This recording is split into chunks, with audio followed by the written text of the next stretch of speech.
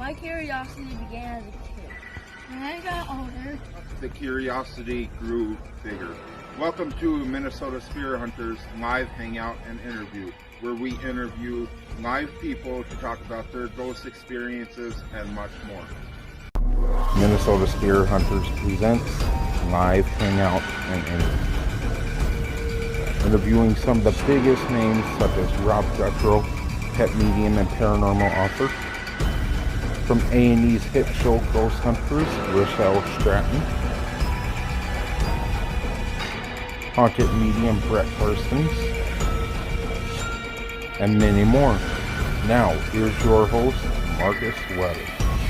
Hello everybody and welcome to the Minnesota Spirit Hunters. My name is Markus Welly and I will be the lead investigator of the team. I am with Nichole today. She's our assistant lead investigator today, and we're going to be talking about why Ouija boards are not a good tool to use, because we've used them ourselves and we've had some bad experiences. Right. We've had some really bad experiences happen. Now, if you are all new to Minnesota Spirit Hunters, I'm going to tell you a little bit about ourselves. What we do is we contact places that are haunted and we set up investigations. And to go to these investigations, we all put in our time, effort, our finances, and we really we put a lot of time into these. And we go there, we try to find some clues and evidence on what's happening inside the business, or we do private investigations too. So if you're watching this and you have some feeling that your place may be haunted, give us a call or shoot us an email. All of our information is on minnesotaspirits.com, or you can give us a call at the phone number listed on our Facebook page. So I really appreciate everyone tuning in, but we're going to go ahead and start talking about why you should not use a Ouija board, especially in an investigation. All right, so Nichole, why don't you start by telling us a little bit about your experience with what happened with the Ouija board? Which time? Yes. Which I'm being serious right now. Like, which time were you talking about? Like at Kids Kingdom, or when we were out in Bram? Let's start with the Bram experience. Bram, dude, that's a big one. Holy Hannah. Oh yeah. So I remember us. I don't remember if we took two vehicles or if we just took the one. I think we took my Impala. Did we take the Impala at the time? I think we took my Impala.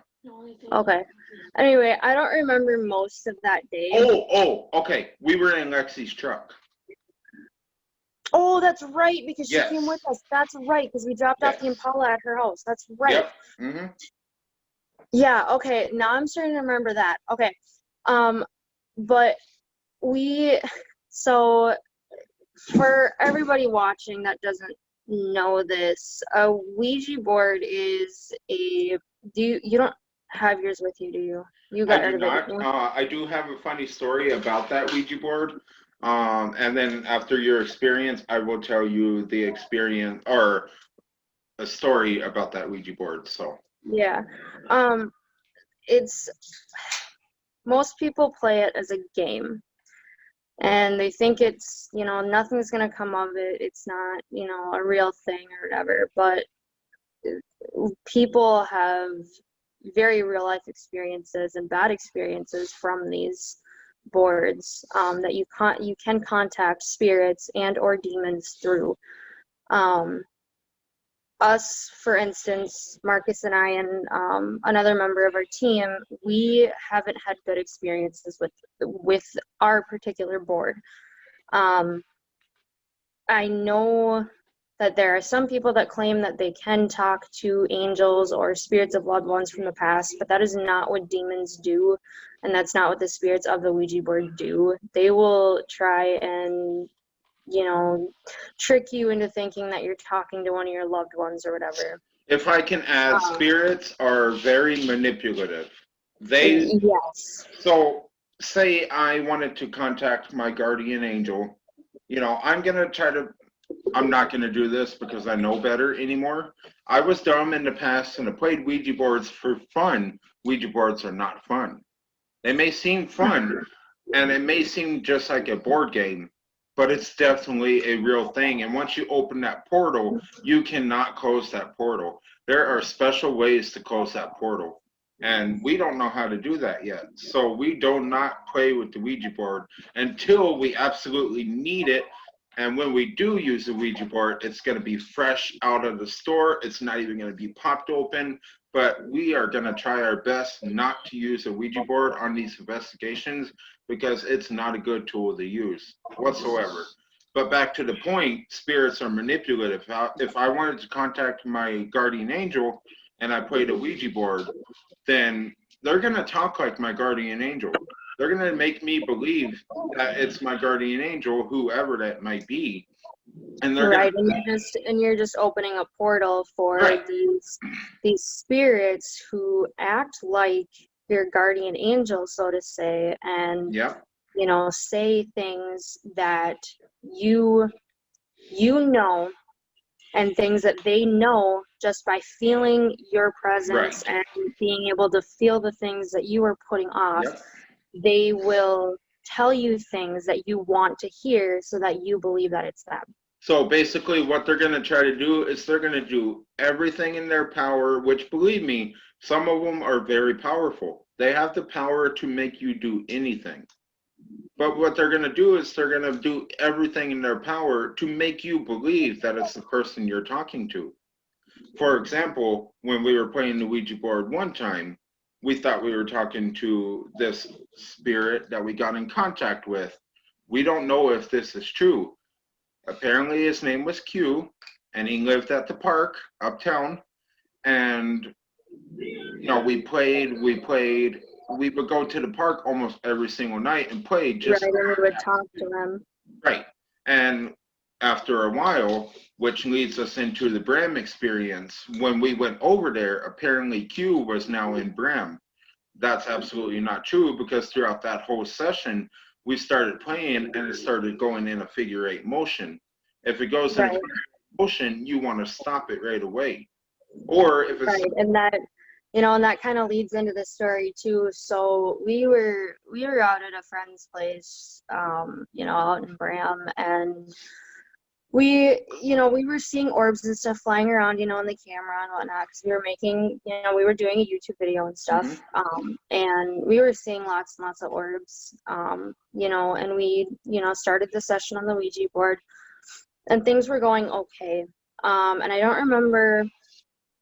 I honestly don't remember how it started without going back and watching the video. I do not remember us starting that, you know, that Ouija board.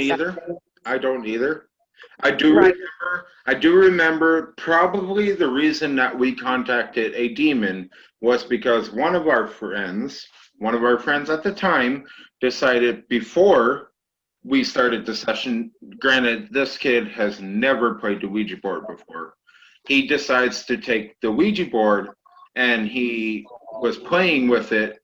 And by playing with it, I don't mean he was playing the Ouija board.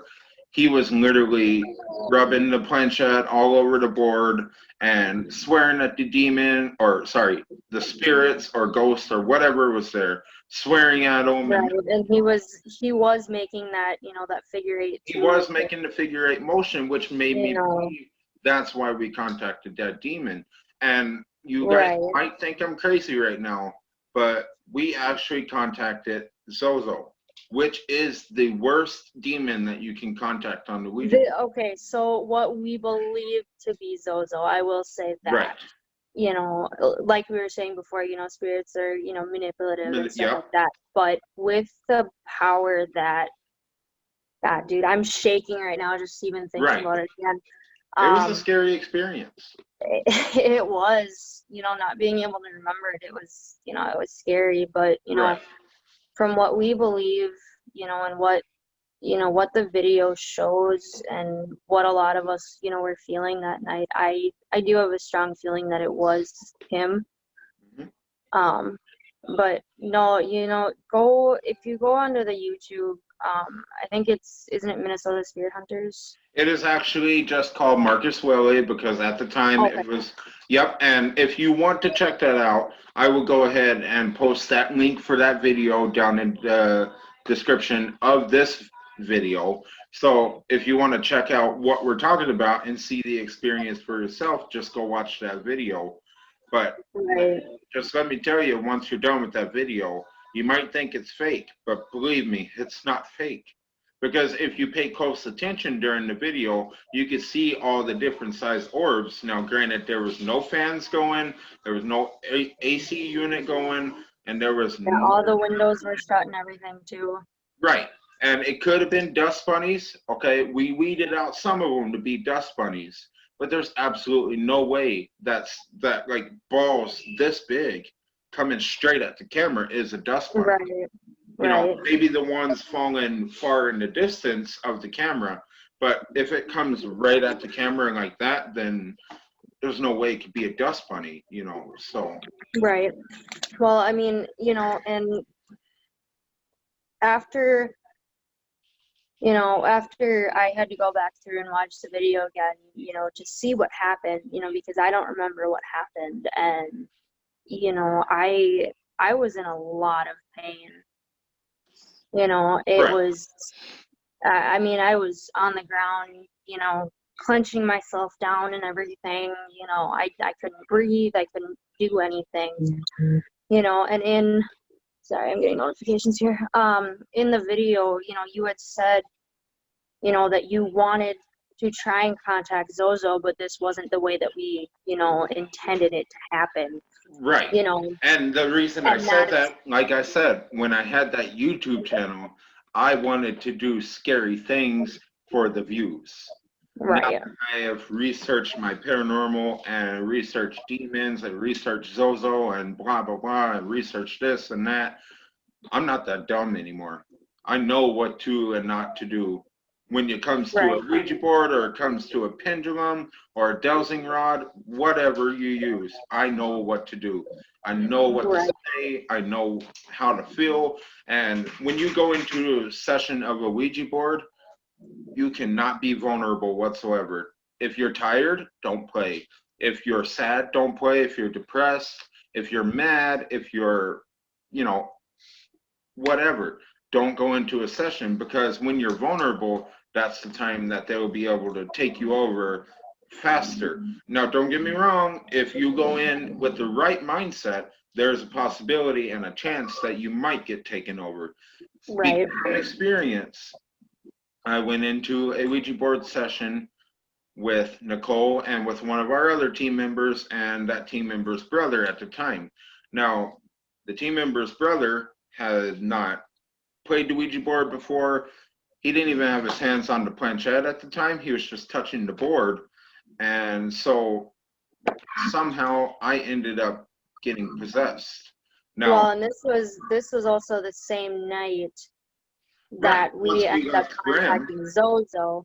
Right. This was one of the earlier, you know, sessions before Zozo.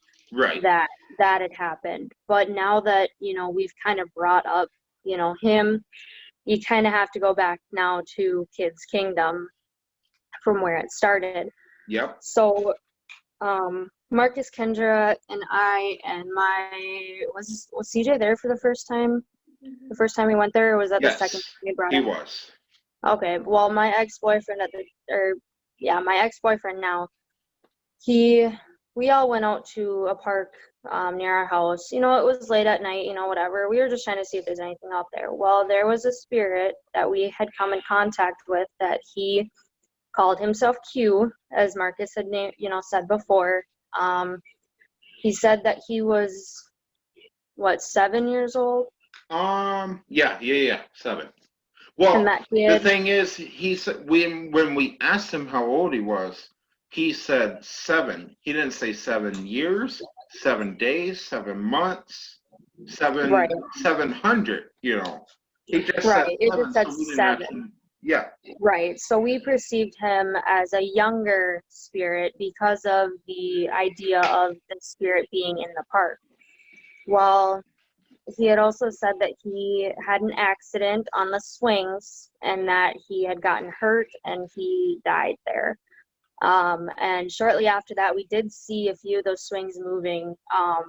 And I don't know if it was just the wind or if, there was any wind that night or anything like that, but we did see that. Granted, this was last winter. It was the end of last winter, so it could have been the wind. I mean, we didn't really know how to debunk stuff at the time, so we couldn't debunk it, whether it was Q or whatever it was, or whatever his name was, or if it was actually the wind. Sorry. I'm going to go ahead and put that on mute. Okay, so anyway, we kept going back, we kept going back trying to contact Q, and we, I don't really know how to say this without sounding kind of stupid, but it, being a true thing, I can see, and sense spirits and like they can talk to me. And while we were there, I did feel a few others, and I know I saw a couple too. They were more darker shadows. Dude, I'm really shaking right now. Like my voice is shaking and everything. But I did see a few more, like while we were out there and stuff. Yeah. But there was one night where it was just the three of us, me, you, and Kendra. Yep. And we apparently had came in contact with Zozo. And from what, I don't know if this was Zozo or if it was just another, spirit or whatever. But from what that spirit had told us is that he had taken over the spirit Q, and had killed him. Killed his spirit and stuff like that. And I remember shortly after that not feeling too well. I know I had a headache. And we started walking back to, at the time, Kendra and Markus were living with her dad. We were walking back to his place. And I remember not being able to talk. I couldn't speak. I couldn't say anything. I remember having to type out what I wanted to say to you and Kendra because I couldn't speak. And it felt like there was a low, like growl type sound that wanted to, just make its way out of my mouth. Mm-hmm. And I couldn't shake that feeling, you know. And then I remember getting to the Paradise Theater, it's up the street or whatever. Yeah. I remember getting there, and I don't remember anything else until we got to the park on the other side. The library park, yeah. Yeah, so I don't remember walking that distance. I remember not feeling that growl anymore after we got there. Mm-hmm. And I was able to talk, and I literally had to, like, look around. Yeah, to see where you were. Right, because I didn't know where I was, and I had to turn to you guys, you and Kendra, and say, okay, how did we get here? Yep, I remember. Because I don't remember getting there. I don't remember walking there or nothing. Right. So whatever it was actually inside your body. They actually took you over, and you became them. Right. So. Right, and it's not. It's not a good feeling either. Right. Not being able to remember this stuff and having to watch a video of all the pain that I was in and, mm-hmm. See everybody else's experience, around me and not being able to remember any of that is a very scary feeling. Right. Your memories are either your mind is blocked by something or your memories are taken, of a specific, time frame, mm-hmm. And it's just, it really is a scary thing. And some people don't come out of that. Some people, I've heard of a few people and I've read, of other experiences with the Ouija board where some people don't come out of that, and it drives them insane, because they still have that demon living inside of them, and their mind and their, body can't find a way to get, that demon or that spirit out of them. Mm-hmm. So that spirit just entraps them, and it drives them psychotic. Right. So, and if I can add, after this experience, when we were talking to Q, he told us that Nichole, myself, Kendra, and CJ at the time would all remain friends. right. Like for as long as we can think. Okay, if I can add, after that, somehow Nichole and CJ ended up splitting up. Yeah. And then Nichole, me, and Kendra and Nichole somehow got split up shortly after that experience. And we did not talk to each other for how long, so probably a good 4 or 5 months, I think it was. I remember us getting into a big fight, and I don't remember what it was about. I don't know. But I'm seeming to think it was shortly after that experience, and I'm seeming to think it has something to do with that night. So that was the reason we stopped talking, was our fault for playing that board. It was right. And I mean, now that, we're done with that, we've been done with that and won't do it unless absolutely necessary. And we have the tools and expertise to close that portal. Sure. That won't happen. And now that now that we're starting to talk about this again, and you were saying, that's, the Ouija board and, it's our fault, that this happened. I'm starting to think that because we stopped, with it, and it's been done and gone, with it for a while, that we, that's part of the reason why we started talking again. And, I did start talking to CJ, but, it's not like on a regular basis thing, I'll say hi to him every once in a while or whatever. Right. So, funny story with this Ouija board, to tell you that it's not a good tool. This Ouija board was I have my card now, but then I went and bought another card from a buddy. Now I bought a 06 Chevy Malibu, and this is my fault. This is my stupidity. Even after I knew what to do, I put that Ouija board in my dresser drawers. Okay, and then the guy we were living with at the time, which is Kendra's dad. Kendra is our tech and research girl. You'll see her in every investigation video. Much love to her. Yes.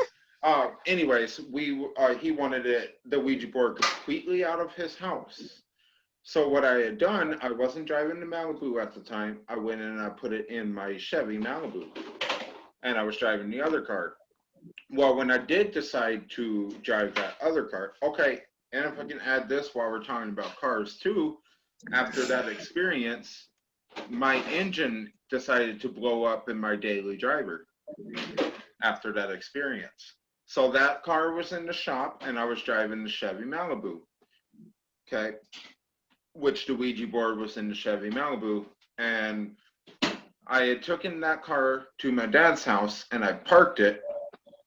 And then my family took me to get my daily driver car back. I took that home and I dropped it off. And then I went back to get the Malibu, which had the Ouija board in it. And on the way back to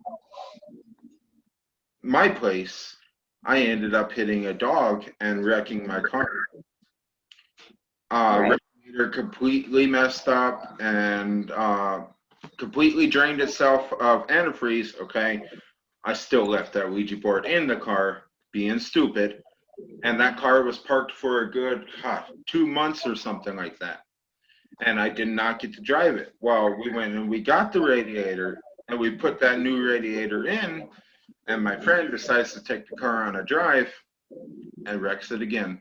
The same day he fixes it, it wrecks again. That Ouija board is still in that car. Right, and I'm thinking that, because, we were, last year, I mean, before we knew, what we know now, we were younger and stupid, you know, with it, and you know, we didn't know how to close that portal, you know, so I have a strong feeling that that portal is still open, and that's why, you know, bad things follow with that particular board right now, because that portal is not closed. Right. You know, so it's just open to disaster. Yeah. And so basically what we're trying to say is, since that Ouija board is in that car, you know, even if I tried to tell my friend to sell that car, you know, and there's a Ouija board in there, and the new owner doesn't even know about that Ouija board, yet that car is still haunted, and that spirit is now attached to the new owner of the car, but I'm not completely off the hook because I'm the one that opened that portal. Right. So I'm still going to be haunted. So I need to go get that Ouija board, and I need to bless it with holy water and do what I have to do to get rid of that portal, close that portal, and then figure out what to do with that board afterwards. Because let me tell you, I will never play with that board again. That is the most scariest tool you can use.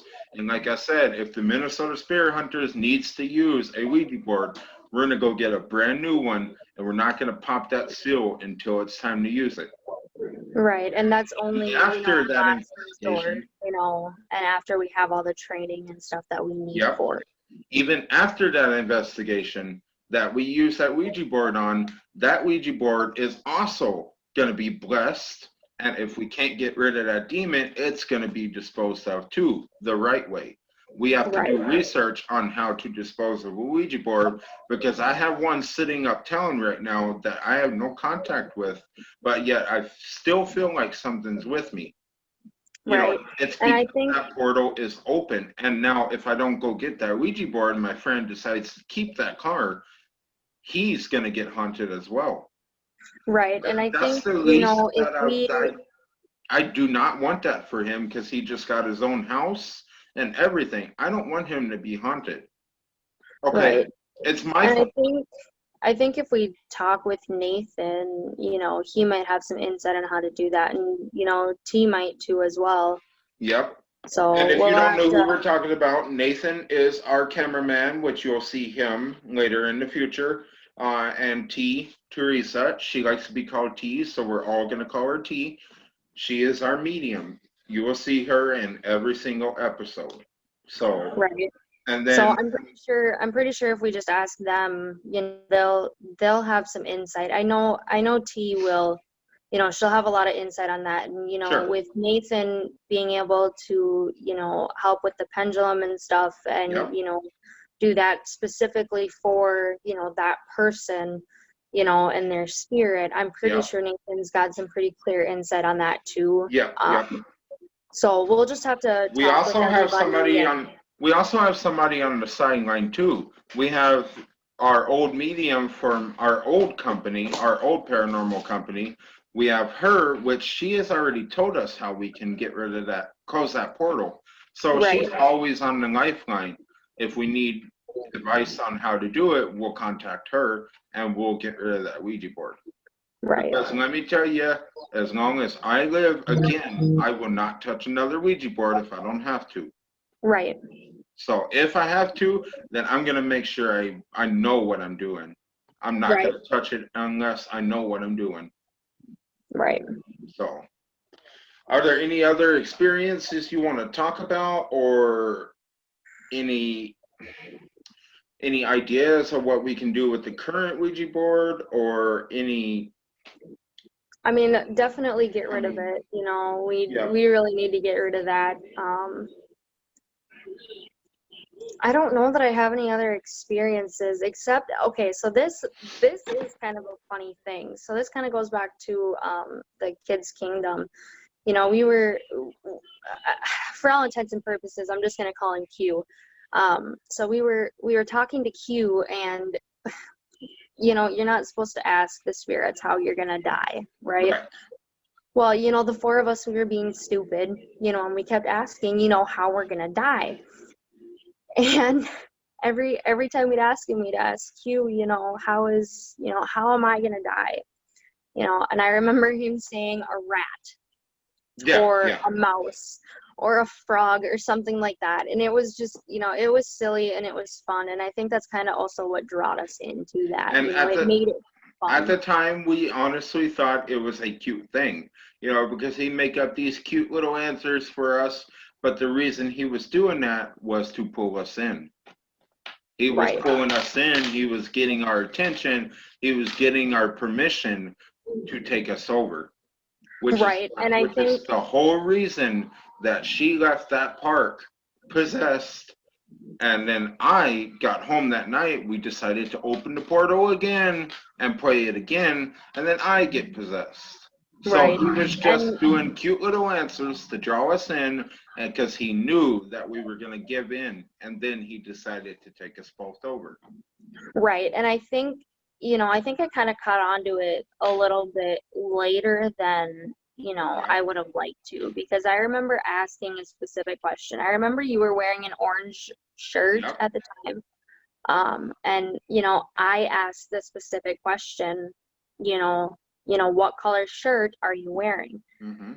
And I kept thinking in my head, I just kept thinking blue, the color blue. That's what I was thinking. And I remember seeing the planchette move across the letters to spell out blue. Mm-hmm. So that's where I knew that, something was off, something wasn't right. Yeah. So. Which another thing is, this Kids Kingdom Park is directly across from a Quick Trip here in town. And I wanted to see if it was a true, legit thing, which I'm going to say now, none of us were moving that planchette. Where that Quick Trip is, it used to be the old elementary school. Right. It got tore down, weeks and weeks before Quick Trip was even put up. But I remember when I first moved into town 3 years ago, it was, the old building was partially still there. So. Which is, I thought I would put the spirit to a test and ask what gas station is across the street. And he actually spelled out Quick Trip. Right. Now, I know it wasn't none of us that were playing the board, because for one, CJ didn't even have his hands on the board. Right. It was me, Kendra, and Nichole with our hands on the planchette. We even raised our fingers up a teeny tiny bit to prove that we wasn't doing it. And that planchette was still moving when we raised our fingers. So it was not us. It was a true, legit thing. So let me tell you, you decide to play a Ouija board, please know what you're doing first. And if you would like to see us buy a brand new Ouija board and demonstrate how you should do it, we're going to do our research, and I'll go get a brand new Ouija board, pop it open, show you what to do, and then I'm going to dispose of that Ouija board. If you're, and I'm not calling nobody dumb. I'm saying if you're young and you're curious and you want to find out what to do and you want to play that board, all you have to do is watch our video and we'll give you all the tips on what to do. Right. And I'm saying this from experience. Please do it the right way, and don't be young and reckless like the four of us were, or whatever, and go and do something stupid, that's against against the rules of the Ouija board. Mm-hmm. And that's kind of also what led to the stuff that happened. So sure. Yeah. Well, I think that is pretty much summing up what we had to say. If you guys have any questions or concerns about the Ouija board, please feel free to contact us via email or phone call, or our website, minnesotaspirits.com. We'll put all the contact information in the description down below. I'll also put that video down there if you want to check out that video of us and Bram to see what we're talking about. You can follow all of our social medias. You can check out our website, meet all of the hunters. We're currently in construction of the website, but everything's going to be updated. Everything you need to know for right now is on that website. You'll see current events, past events. You'll see the hunters. You'll see a photo gallery. And it's just an absolute awesome website. So I guarantee that you should check it out. It's very cool. So, excuse me. So, anything else you want to add? Be safe and happy hunting. Yeah, sounds good to me. All right, and if you are curious about what's going on next within the next month or so, be sure to tune in on November 14th at 11 a.m. to catch me interviewing with a pet medium. He is also an author. His name is Rob Guttrell. We are going live on the 13th to do our interview. Will be posted up at 11 a.m. on November 14th. So be sure to check that out. And thank you everyone for tuning in to this interview. Thank you to Nichole for doing this interview with us. And definitely. Be sure to check out our investigations if you're curious when our first one is. That will be November 19th at Grass Lake Cemetery. It's a teaser episode to see what our investigations are like. We're going to go out there. We're going to answer a call that I have from a spirit, and I will actually tell you more about that in that episode, because something with Nichole is banned from this investigation. If you want to know why that she is banned, she won't be there. We'll tell you more in that episode. So please tune in then, November 19th. Our first real investigation is February 20th, 2021. That is season 1, episode 1 at the Horseshoe Park in White Bear, Minnesota. So be sure to tune into that. Check that out. Thank you guys for watching this. Stay safe. Tune in, watch us, and happy hunting. Bye. Thanks, guys. This program is intended for mature audiences. Parental discretion is advised.